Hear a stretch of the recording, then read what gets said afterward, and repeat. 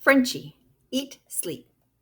Frenchie marched in under the trees right behind the piebald deer. Half a dozen more deer popped their heads up out of the ferns. Plain deer, no spots. They looked at Frenchie with their dark eyes. He heard a snort, then saw all the white tails flip up as they ran away. The piebald deer looked as if it might go with them, but it stayed. It ate green leaves. Frenchie ate the sandwich from his backpack. Soon the piebald deer settled in one of the lie down places the other deer had left behind. Frenchie chose one too. He rested and listened. He heard birds, insects, people. Someone said his name. Frenchie stayed low and quiet. The piebald deer had closed its triangle patch eyes. It was sleeping. Quiet is for sleeping.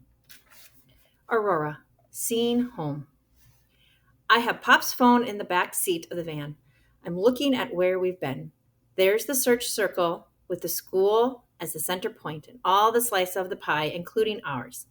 I can see the path we took and where we stopped when we got word to come back in. See anything yet, Aurora? Pop asks. Nope, I say. I'm watching for a new circle to come up on the screen.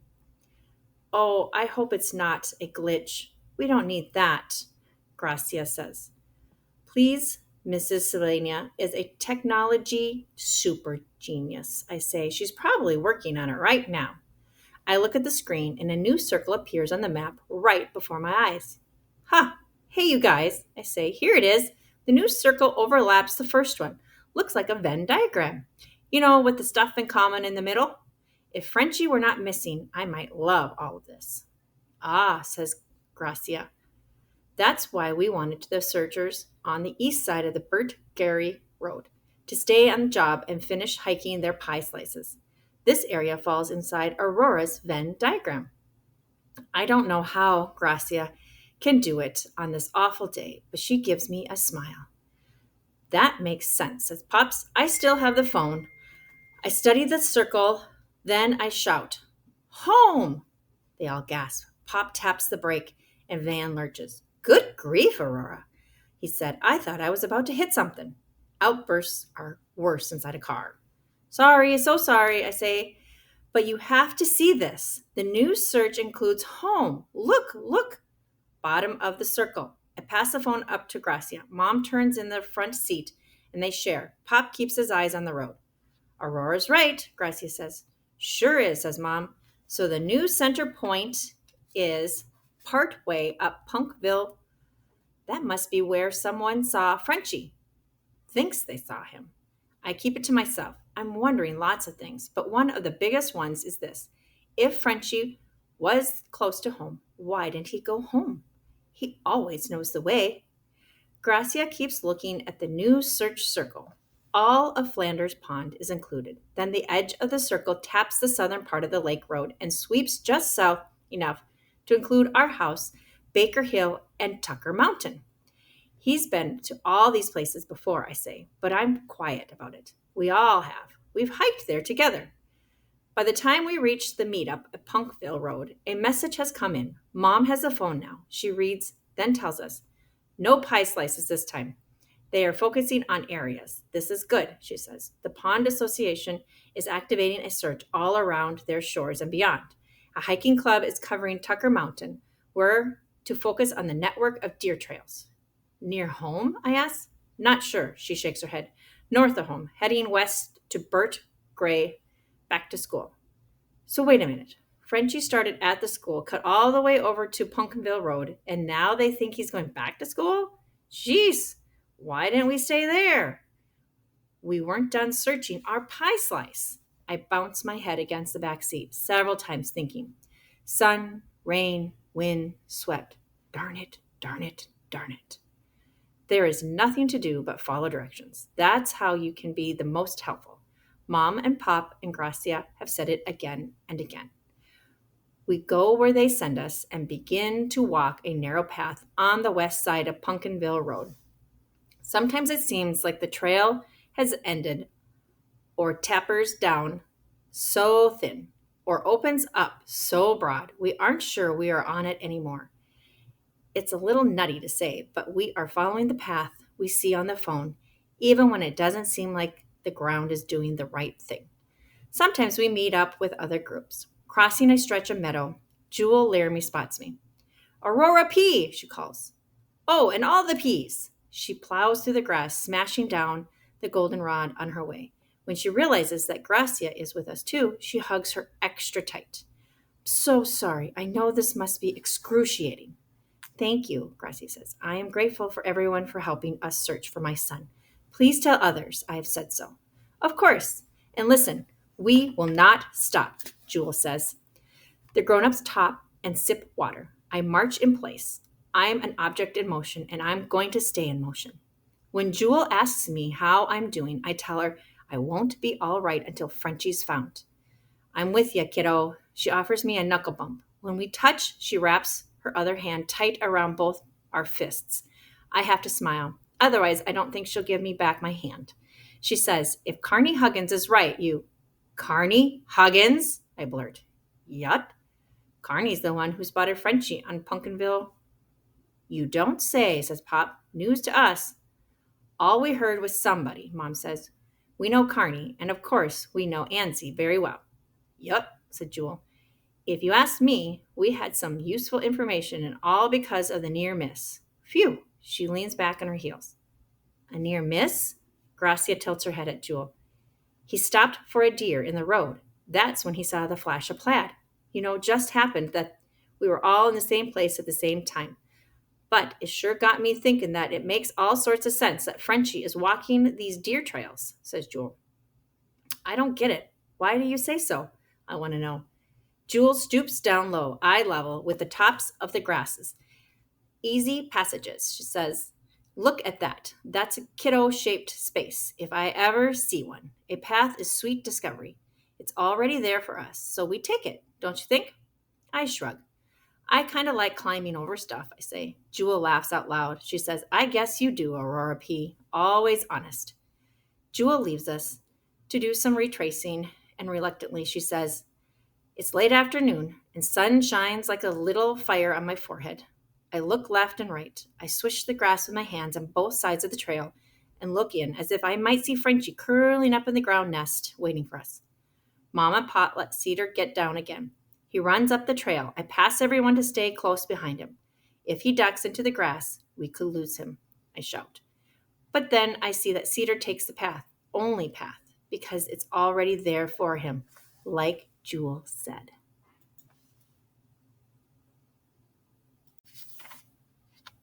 Aurora, last known position. Hold up, Pop calls. We have been out for over an hour when the message comes in.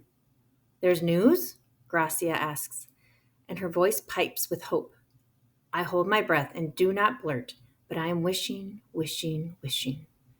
Have they found him? Is Frenchie all right? But the news isn't quite that good. They're bringing us in, Pop says. What? Yep. He wipes his forehead with his bandana. There's an LKP, last known position. Apparently, somebody saw Frenchie late this morning.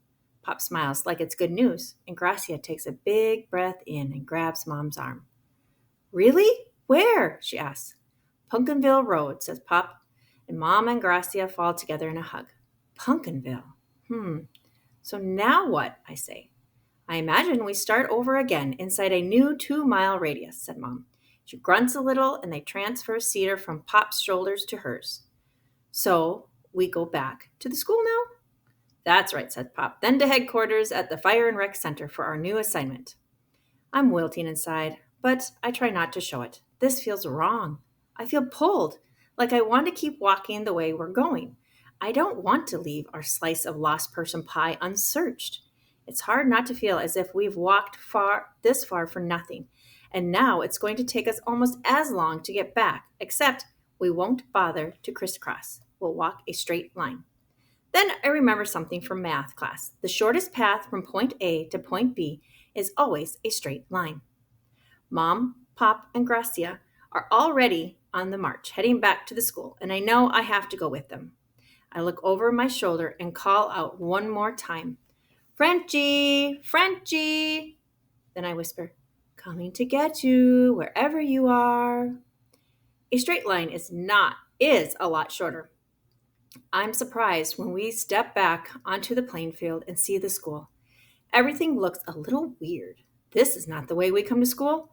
I wonder if the day is going on like normal, except for me out here searching and Darlene Dombrowski, and she is out here somewhere having her lesson. We hustle to use the bathroom. Cedar gets a fresh diaper, and Mom gives him a belly buzz and a good egg award. He's ridden a long way in the pack today. Mom sets him on his feet and lets him run up and down the halls of the school. He's laughing his curly head off. I crack a big grin and take a run with him. He rounds a corner, and I hurry to grab him before he reaches the classrooms, and I hear my name. Aurora! I turn. Lena, Joni! I'm so happy to see them. They come running up to hug me. We've been so worried about you, Joni says. About me? Yes, because Frenchie is your friend, and this is scary, Lena says. I feel my next swallow go down hard. I'm fine, but so worried about Frenchie, I say. We are too. Everyone is. The ever changing tree mural is full of notes for him. Lena smiles. I know she wants me to feel better. If the notes were leaves, you could rake them into a pile and jump in. Saw that, I nodded. Even before I left school this morning, there were lots of them. I tell them about the search quickly. I think to myself, sun, rain, wind, swept, leaf, shadow, shine, sweet ferns, secret kept, boulders blossom vine. They want us to move to a new area, I tell my friends. Somebody thinks they saw him. Oh, that's good, so good. Joni gives my arm a pump. Then Cedar comes running and bashes into all three of us and wraps our knees in his arms. Ugh, we almost fall over. Joni and Lena laugh and cuddle Cedar. Are you helping? Lena asks him, and he nods. You're searching for Frenchie? Yeah, Enchi, says Cedar. Bye-bye. Bye-bye. What's that? Lena asks. No idea. I say with a shrug. Hey, I better go catch up to my friend. Frenchie's mom is this with us, I added. I wish I could come with you, Aurora. Joni frowns. Her shoulders drop. We hope our parents will let us help after school, says Lena. But my mom's working on the food truck straight into supper time. Supper time. Wow. I think about all the walking we have done and if we'll still search each area. Pie slice. So late in the day. For the time I think about how the sun will go down, I try to remember what time that happens now that the days have grown shorter. I think of the chilly evenings. We have to go find Frenchie. I take Cedar's hands to leave, and Joni says, Hey, Aurora, we still want to know what you were going to tell us. Your story. What story? About your geode. You were about to tell us this morning, but Mr. Menksy came in, and Mrs. Becca started class. And then, well, oh, right, I say. I reached into my pocket and curl my fingers around my half dome of geode. It can wait, I tell them. Outside in the parking lot, volunteers are handing out apples, bananas, energy bars to the searchers as they come out of the woods and back across Burt Gary Road. I see Darlene Dombrowski. She has one shoe off and she's leaning against the water truck. Her mother is dabbing Darlene's ankle with a damp paper towel. Looks like she got scraped up on the trail. She wipes her eyes and her lips quiver. I know that an ankle skinning can sting like heck. I feel bad for snapping at her when she said searching for Frenchie would be a good lesson. Not that it doesn't still grind my insides, but now she is sniffling and miserable. I actually think it. Poor Darlene. Ah, fuel, Pop says, eyeing the snacks. Take one of everything, the lady tells them. There's plenty, and you're all working so hard out here. You'll need the calories to find that boy. Then go see Charlie and Edna to get your water bottles filled. Tank it right there on my pickup. Pop thanks her and calls me over. Aurora, come grab a bite. Or two, or three, the lady says. She holds up apples in both hands. I shrug. Pop motions to me. Being pushy this time, I shrug again. But when I see that probably every searcher is choosing a snack too, including Mom and Gracia, I take an energy bar and an apple. How about you, Cedar Tree? Hungry? He's not shy. He grabs 2 bars. We get into the car and roll out of the lot. Oh, food, Mom says. I'm not sure I can eat, says Gracia. Maybe a nibble. I'm not sure I can eat anything either. I felt hollow in me all day. Every so often it fills up with worry, and I make myself bite into the apple. It is crisp and sweet. Suddenly I can hardly cram it in fast enough. It's like the lady said, calories. Calories for finding Frenchie. Cedar polishes off both of his energy bars and grabs at my apple core. Mom gives him a banana. Gracia eating one too. She takes a small bite and deep breaths. I feel like we're going to find him now, she says. I look out the window. It's so weird. I've got no proof. I've got no reason at all, but I still feel like we're heading in the wrong direction.